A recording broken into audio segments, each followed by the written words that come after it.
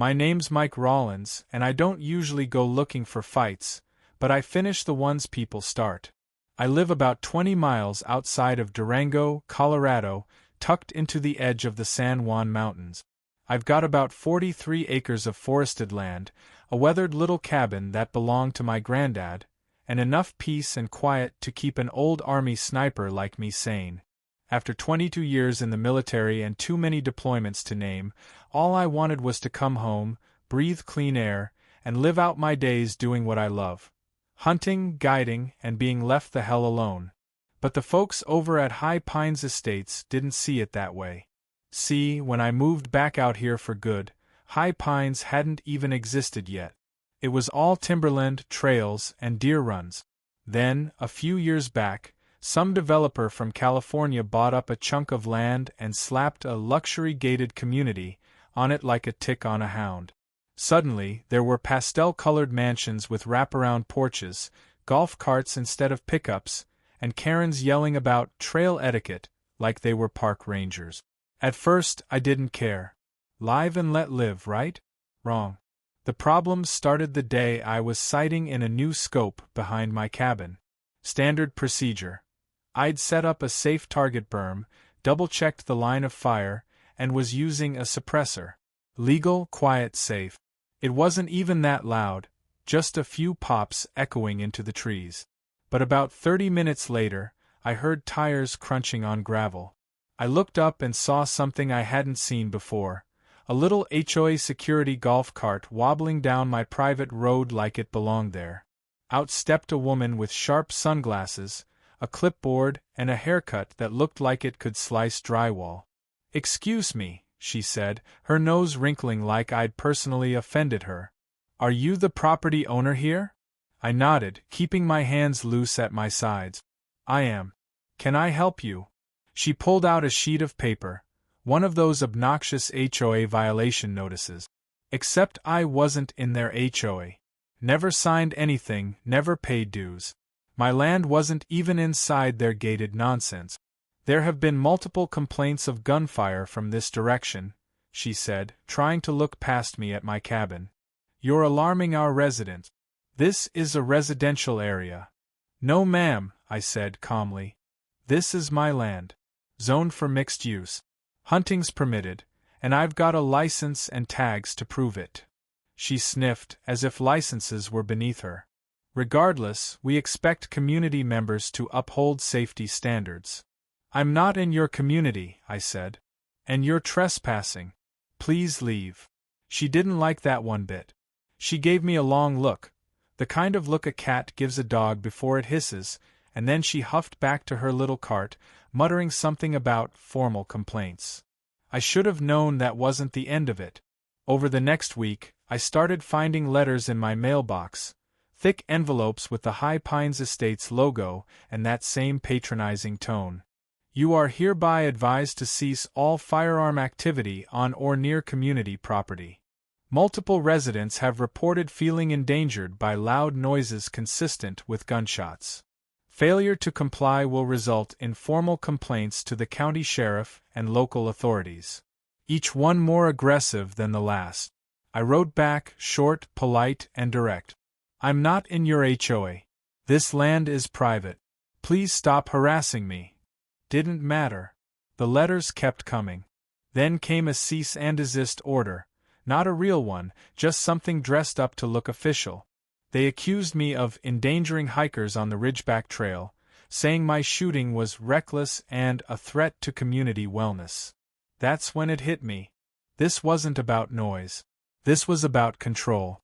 The Ridgeback Trail, a popular hiking path that wound through the woods behind my land, had become one of the crown jewels of the High Pines lifestyle. Their realtors even used it in listings, direct access to scenic Ridgeback Trail. But what those shiny brochures didn't mention, that trail wasn't owned by High Pines. It was built by locals decades ago. A patchwork of old logging roads and animal paths that ran across private lands, including a section of mine. Legally, I had always let hikers pass through. My granddad taught me, let 'em walk if they respect the land. But now they were accusing me of being a danger on my own property? One day, a sheriff's deputy knocked on my door. A young guy, polite, clearly embarrassed to be out here. "Mr. Rollins," he said, shifting from foot to foot, "we've had a few calls about gunfire and safety concerns. You mind if I ask what you've been up to?" I handed him my license, permits, everything. Showed him my setup. Explained the situation. He sighed.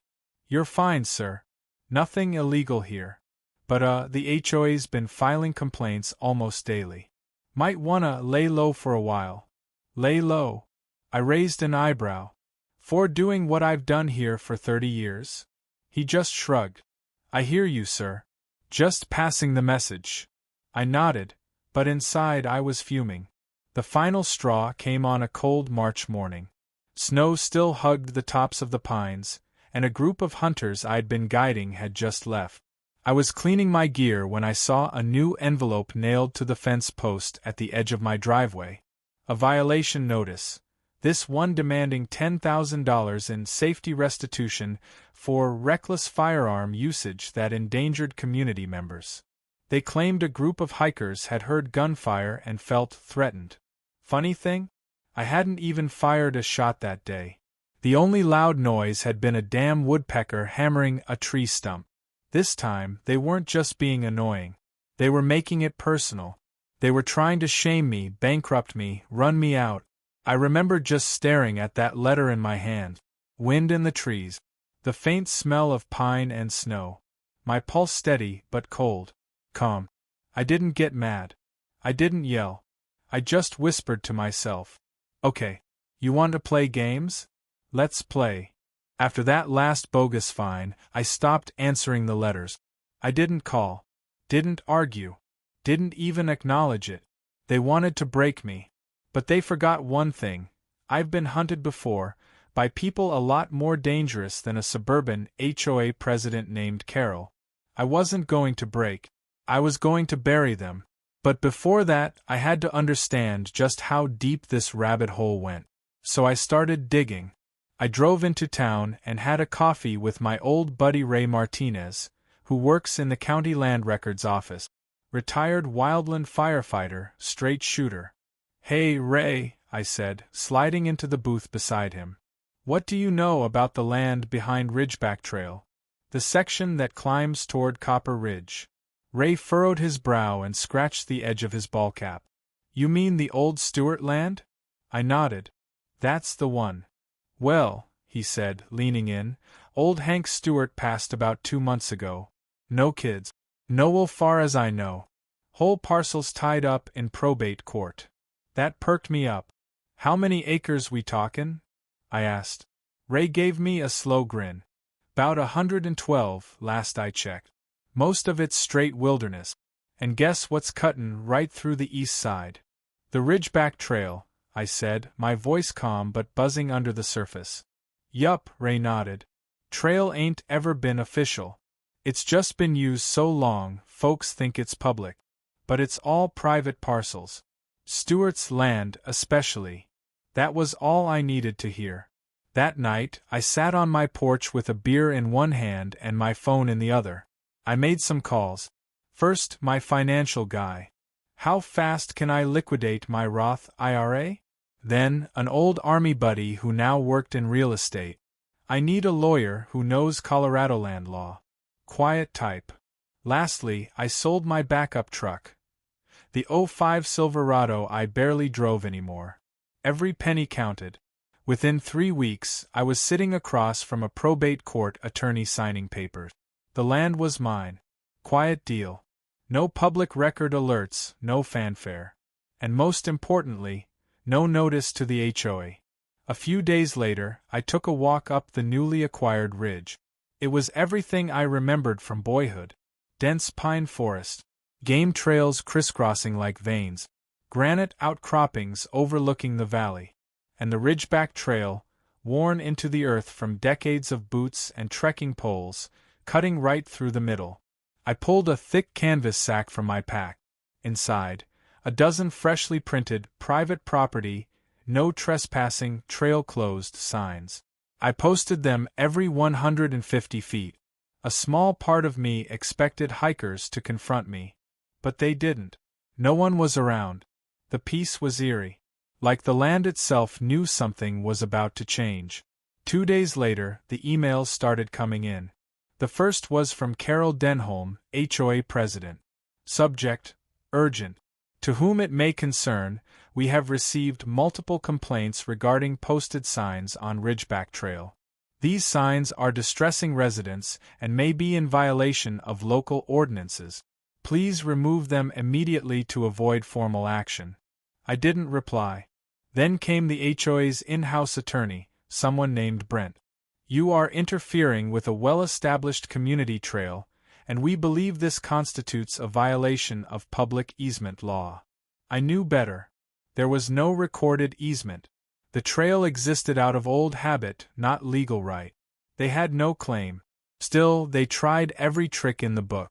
They accused me of vandalism. Tried to involve the sheriff, again. But this time, it backfired. The deputy who came out, a woman named Jen, new to the force, stood at the edge of my property line with a clipboard, read the signs, and nodded. You own this? She asked. I do, I said, holding up the deed. She nodded again. Then they're out of luck. A week later, everything blew up. I just finished fixing a section of fence when I heard tires screaming down the gravel road. A BMW SUV fishtailed into my drive and skidded to a stop. Carol. She stormed out in leggings, oversized sunglasses, and a windbreaker like she was marching into court. You can't do this, she screamed, slapping one of my signs with her manicured hand. This is a community trail. We have rights. I stayed calm, leaning on the post driver I'd been using. No, Carol. You have assumptions. That trail was never yours. Never public. And now it's closed.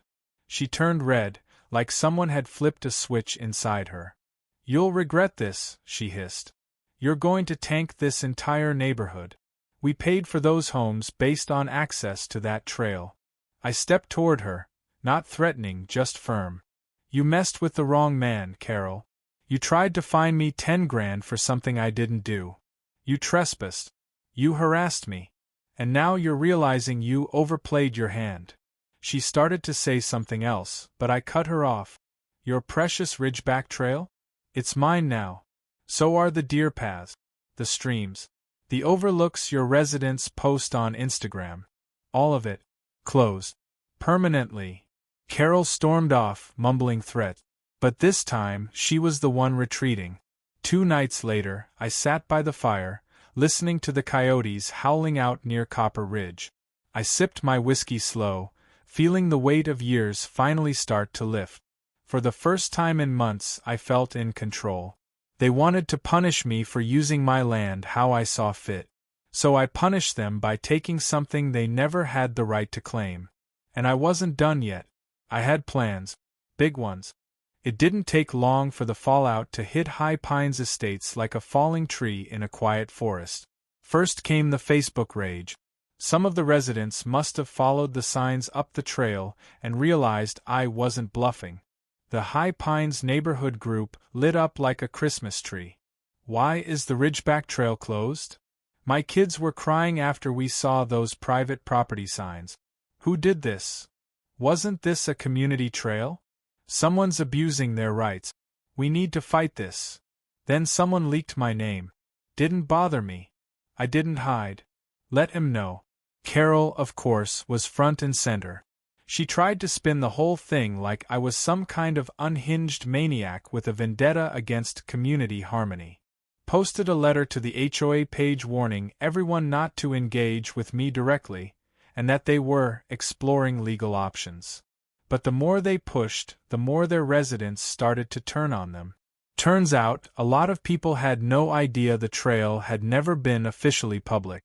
They'd bought homes thinking access was guaranteed. Realtors had lied. The HOA had never clarified the truth. One post from a guy named Jeff, software engineer, judging by his profile, said it all. Wait, so the trail was never public, and now we're in a legal mess because the HOA pissed off the guy who owns it? Are we liable for this? You could practically hear Carol's blood pressure rising through the screen. Then came the real cherry on top. A week later, a for sale sign popped up on one of the most expensive properties in High Pines, one that backed directly onto the Ridgeback Trail. Then another. And another. I took a walk up to my overlook, set up a little fold-out chair and a thermos of coffee, and watched the world below crumble. You see, I hadn't just closed the trail. I'd gone a step further. I'd registered the land for conservation use. That meant no development, no biking trails, no easements, just nature, protected, untouched, and inaccessible to anyone who didn't belong. And just for good measure, I hired a local fencing company to install a split-rail boundary with game cameras and posted surveillance warnings every 50 feet. Not illegal, just thorough. The HOA called it intimidation. I called it lawful boundaries. The HOA tried one last desperate move. They filed a civil claim against me, claiming intentional infliction of emotional distress and malicious interference with neighborhood enjoyment. My lawyer, a quiet woman named Dana with a jawline like a hatchet, tore them apart in court. This man legally purchased land. That's not malicious interference. That's capitalism. They tried to argue easement by common use. Dana brought 30 years' worth of tax records showing no maintenance, no agreements, and no written access. The judge tossed it in under 10 minutes. Carol looked like she'd swallowed a lemon. The best part? Word got out, not just around Durango, but up and down Colorado. News spread on outdoor forums, local Facebook group, real estate blogs. Trail closure disaster linked to HOA power abuse. Former Army vet outsmarts HOA by buying entire hiking trail. People were talking. Realtors started yanking listings. Hikers stopped showing up. One local newspaper even did a piece on the trail that disappeared. The HOA went into full-blown damage control. They sent letters to residents begging for patience. Started building a janky new loop trail inside the neighborhood just to say they still had one. But it wasn't Ridgeback, and everyone knew it. Then something unexpected happened. People started reaching out to me. A few hikers sent handwritten notes. "We get it. Thanks for protecting the land." A couple veterans from the area asked if I needed help with game cameras or fencing. Even Jeff, the software guy, messaged me. Just wanted to say, you did what they didn't have the guts to do. Stand your ground. That hit me. I wasn't trying to be a hero, but for the first time in years, I felt like I'd taken back something that couldn't be bought: respect. And here's the best twist. The county assessed High Pines again after all the legal noise. Without trail access, with land value dropping, and with pending lawsuits from homeowners who felt misled, property values plummeted by 14%. The same HOA that fined me $10,000? They lost millions in resale value. Carol tried to get re-elected as HOA president that spring. She lost by a landslide. I keep a copy of that last violation letter in my workshop, framed, right above the rack where I clean my rifles. Not as a grudge. As a reminder. You don't push people off their land. You don't try to control what you don't own. And if you do, you better be damn sure they don't have more grit than you. Because sometimes, they'll buy your trail, close your access, and enjoy their morning coffee watching your empire fall apart, one for sale sign at a time. Winter came early that year. Heavy snow blanketed the ridge in late October, muffling the trees and turning the trail, my trail now, into a quiet ribbon of white. I'd wake up each morning to the soft sound of deer hooves crunching over frost, and the wind whispering through the pines. Peace. Real peace. The kind you can't buy in a gated neighborhood brochure. Carol? She'd gone silent. No more letters. No more lawsuit. No more tirades. She'd been voted out in an emergency HOA election, replaced by a guy named Marcus, a middle school science teacher who actually believed in neighborly values. I ran into Marcus at the feed store one morning. "Hey, you're Sam, right?" he asked, offering a cautious handshake. I nodded. He let out a breath like he'd been holding it since July. Look, man. I just want to say, I'm sorry for what the HOA put you through. Carol, she got power hungry. It wasn't right. I sipped my coffee, watched the way he wouldn't meet my eyes. But there was honesty in his voice. Appreciate that, I said. Trail's still closed, though. He gave a half smile. Fair enough. But not everyone let it go so easily. About a month later, I caught a trespasser. Teenager, maybe 17, trying to cut through the fence near the south boundary. He froze when I whistled, dropping the wire snip. Hold it, I said calmly, stepping out from behind a pine. Don't run. I ain't calling the cops. The kid stood there trembling, snow up to his knees. You live in High Pines? I asked. He nodded. I just wanted to see the view. I didn't mean to. I held up a hand. Stop. Look around. We stood there in silence, mountains glowing gold in the morning light, snow drifting like ash from the branches, the whole world holding its breath. That view, I said, ain't going anywhere. But you don't get to steal it. Not anymore. He didn't argue. Just nodded and turned back. I kept to myself for the most part. But folks knew. At the post office, I got nods from old-timers. At the diner, the waitress started giving me free refills. Even the sheriff, the same one who'd barked at me like a drill sergeant, tipped his hat when we crossed paths at the gas station. Turns out, people respect someone who stands up to a bully, especially when the bully wears HOA committee badges and hides behind bylaw printout. One Sunday, I got a letter in the mail. Handwritten. No return address. Inside was a single sentence. Thank you for protecting what matters. That was it. No signature. Just that line. I pinned it beside the violation letter in my workshop. The contrast made me smile. By the end of the year, the neighborhood had changed. The Ridgeback Trail, once the crown jewel of High Pines, became a ghost path. Overgrown. Forgotten. Real estate agents stopped advertising it. Home values stabilized, but never bounced back. New buyers were cautious. HOA meetings were tame. Carol sold her house and moved to Arizona. Word is she tried to join a community board down there. Didn't last 6 months. Good riddance. The final piece of the story came on the 1-year anniversary of the first fine. I hosted a barbecue. Not for the HOA folk. Not for revenge. Just for the veterans in the area. A few ranchers. A couple of my old army buddies. People who'd earned their way through life without stepping on others. We grilled elk steaks and cracked open beers. Sat by the fire pit telling stories about dumb lieutenants and desert dust. One of the guys, Pete, nodded up at the trailhead beyond the firelight. Can't believe you pulled it off, man, he said. They had no idea who they were messing with. I chuckled. They thought I was just a hermit in the hills. You're a damn land sniper, he laughed. Took out their whole trail without firing a shot. Later that night, as everyone packed up, I walked the trail alone, lantern in hand, boots crunching snow. I stood at the overlook where I used to sit as a kid, back when my granddad first taught me how to track mule deer in these woods. Back when the trail wasn't a political football. Back when land still meant something. I thought about how far I'd come. From being humiliated by a smug HOA to reclaiming what they tried to strip away. From being fined and threatened to watching the very people who attacked me lose everything they built on a lie. And all I had to do was outlast them. Because bullies love paperwork. But they hate patience. And I had a lifetime's worth. So yeah, the Ridgeback Trail's closed now. Locked behind fences. Cameras.